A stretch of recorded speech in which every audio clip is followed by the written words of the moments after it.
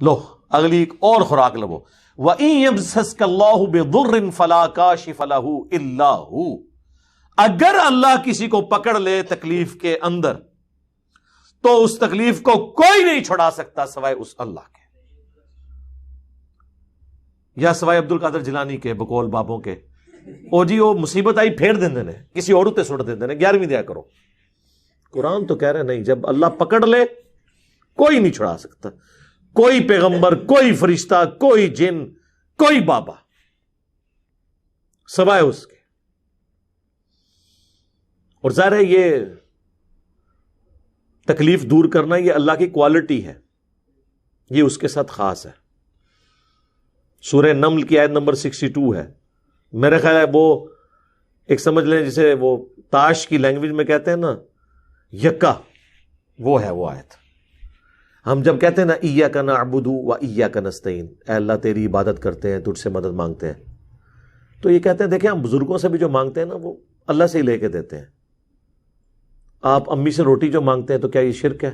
اس کا ہم ان کو جواب دیتے ہیں کہ میرے بھائی یہ تو اسباب ہے، ان کا قرآن میں حکم ہے وَتَعَاوَنُوا عَلَى الْبِرِّ وَالتَّقْوَى وَلَا تَعَاوَنُوا عَلَى الْإِثْمِ وَالْعُدْوَانِ، نیکی اور پرہیزگاری کے کاموں میں ایک دوسرے کی مدد کرو، برائی میں الگ رہو۔ وہ کہتے ہیں ٹھیک ہے، لیکن اب دیکھیں جو بزرگان دین ہیں وہ بھی اللہ سے ہی لے کے دے رہے ہوتے ہیں، پیچھے اللہ ہی ہوتا ہے، اللہ نو پیچھے کر دو، ہاں کر دو پیچھے۔ اور اسی کہنا یار قرآن دی پیروی کرو، وہ کہتے ہیں اصل میں ساڈے بزرگوں اور اماماں نے بھی قرآن دی دسیا پیچھے نبی علیہ السلام بھی نے، نبی بھی پیچھے، اللہ بھی پیچھے، وہ منتسو پیچھے کے رہ گئے تواڈے پلے۔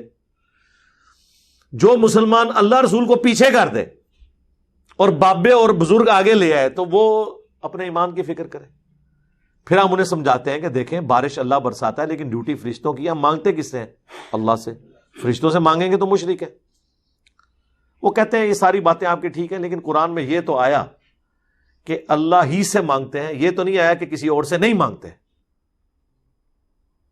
ہوں دیکھو ذرا اندازہ کرو، تو ہم نے کہا یہ بھی آیا ہوا ہے سورہ نمل کی آیت نمبر 62، توحید کی فیلڈ میں یکا، جس طرح آپ وہ کہتے ہیں نا تاش کی لینگویج میں، اَمَّن يُجِيبُ الْمُضْطَرَّ إِذَا دَعَاهُ، بھلا بتاؤ تو کون ہے جو مصیبت میں گھرے ہوئے شخص کی فریاد کو سنتا ہے، وَيَكْشِفُ السُّوءَ، اور اس کی تکلیف اس سے دور کر دیتا ہے، وَيَجْعَلُكُمْ خُلَفَاءَ الْأَرْضِ، اور تمہیں خلیفہ کرتا ہے اگلوں کا زمین پر، یعنی جب تمہارے آباء و اجداد مرتے ہیں تو تمہارے مرنے کے بعد تمہاری اولاد، سب ایک ایک کر کے مر رہے ہیں، اللہ جو ہے وہ زندہ ہے، ایک ایک کر کے وہ آنے والی نسلوں کو زمین کا مالک بناتا جاتا ہے۔ اصل مالک کون ہے؟ اللہ۔ اِلَٰهٌ مَّعَ اللَّهِ، کیا اللہ کے ساتھ کوئی اور الہ بھی ہے جس کی یہ کوالٹیز ہوں؟ قلیلا ما تذکرون، لیکن نصیحت بہت کم ہی حاصل کرتے ہو۔ کون سی کوالٹی؟ تکلیف اور پریشانی میں گھرے ہوئے شخص کی فریاد کو سننا، یہ اللہ کی کوالٹی ہے۔ تو یہاں پہ بھی آیا کہ اگر اللہ کسی کو پکڑ لے تکلیف کے ساتھ تو اسے کوئی دور نہیں کر سکتا سوائے اس کے۔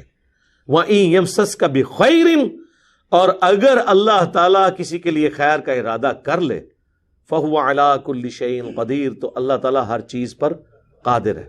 اچھا یہی آیت سورہ یونس میں آئے گی، وہاں پھر آگے ساتھ آتا ہے وَإِن يَمْسَسْكَ بِخَيْرٍ فَلَا رَادَّ لِفَضْلِهِ، تو اللہ کے فضل کو کوئی ٹال نہیں سکتا اگر وہ ارادہ کر لے۔